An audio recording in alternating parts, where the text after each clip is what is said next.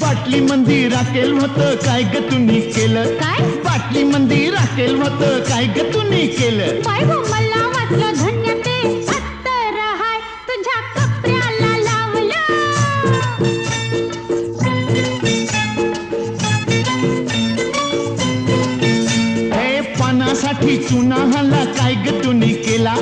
पानासाठी चुना हाला काय ग तुम्ही केला मला वाटलं सख्य ते लोणीच हाय मी पावासनी लावलं